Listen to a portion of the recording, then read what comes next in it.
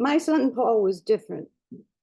He struggled all of his life with neurological differences. He had an abundant capacity for empathy, and he was intuitive and sweet. As he grew older, he was marginalized, and he was aware that he was bullied, he was a target, and his deep-seated feelings of inadequacy grew.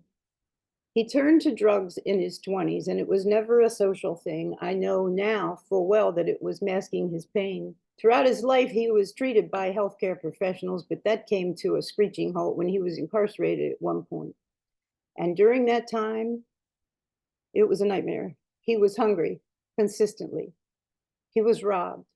And then, because he was always the target, he was sexually abused.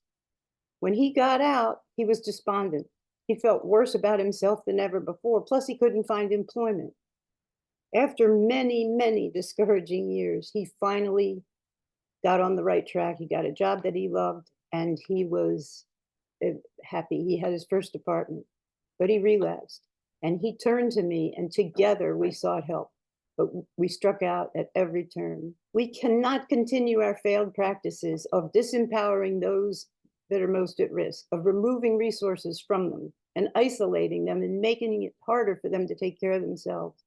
Shaming people only pushes them into back alleys. Isolating them increases their chances of using alone and dying. The drug war has also created our biggest barrier, and that's stigma. And it's stigma that's fueled and normalized oppression.